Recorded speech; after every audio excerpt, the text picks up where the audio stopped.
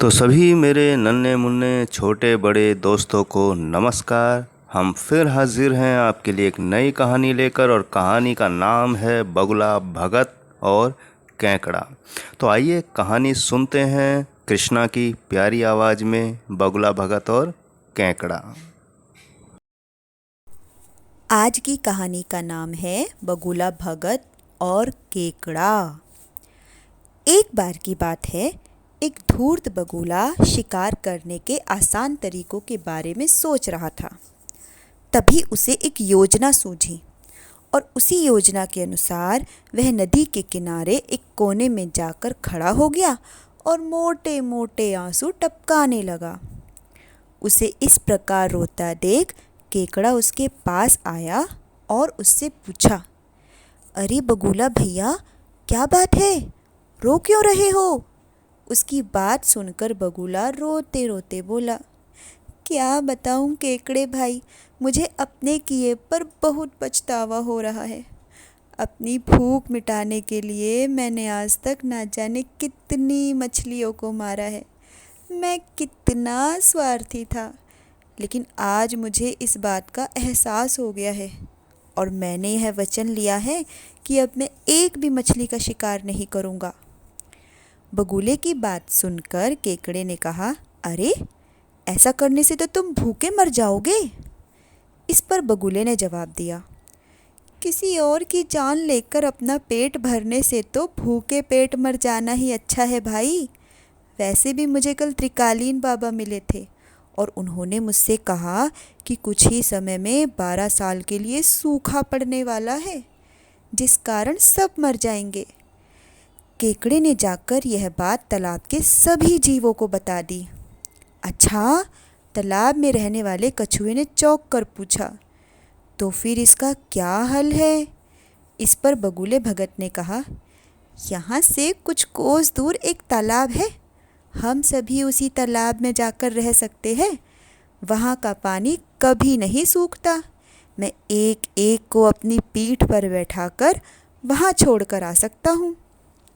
उसकी यह बात सुनकर सारे जानवर खुश हो गए। अगले दिन से बगुले ने अपनी पीठ पर एक एक जीव को ले जाना शुरू कर दिया। वह उन्हें नदी से कुछ दूर ले जाता और एक चट्टान पर ले जाकर मार डालता।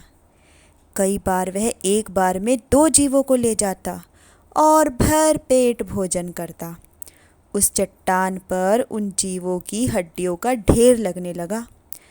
बगुला मन में सोचा करता, ये दुनिया भी कैसी मूर्ख है, इतनी आसानी से मेरी बातों में आ गई। ऐसा कई दिनों तक चलता रहा। एक दिन केकड़े ने बगुले से कहा, बगुला भैया, तुम हर रोज किसी ना किसी को ले जाते हो, मेरा नंबर कब आएगा? तो बगुले ने कहा, ठीक है, आज तुम्हें ले चलता हूँ। यह कहकर उसने केकड़े को अपनी पीठ पर बिठाया और उड़ चला। जब वो दोनों चट्टान के पास पहुँचे तो केकड़े ने वहाँ अन्य जीवों की हड्डियाँ देखी और उसका दिमाग दौड़ा। उसने तुरंत बगुले से पूछा, ये हड्डियाँ किसकी है और जलाशय कितना दूर है भैया? उसकी बात सुनकर बगुला जोर जोर से हंसने लगा और बोला, कोई जलाशय नहीं है और ये सारी तुम्हारे साथियों की ही हड्डियां हैं जिन्हें मैं खा गया। इन सभी हड्डियों में अब तुम्हारी भी हड्डियां शामिल होने वाली हैं। हा हा हा। उसकी यह बात सुनते ही केकड़े ने बगुले की गर्दन अपने पंजों में पकड़ ली। कुछ ही देर में बगुले के प्राण निकल गए। इसके बाद केकड़ा लौटकर नदी के पास गया और अपने बाकी साथियों को सारी बात बताई। उन सभी ने केकड़े को धन्यवाद दिया और उसकी जय जयकार की। तो कहानी से सीख क्या मिलती है? कहानी से सीख यह मिलती है कि हमें कभी भी किसी पर आँख मूंद कर विश्वास नहीं करना चाहिए, और जब भी मुसीबत आए तो मुसीबत के समय में संयम और बुद्धिमानी से काम करना चाहिए।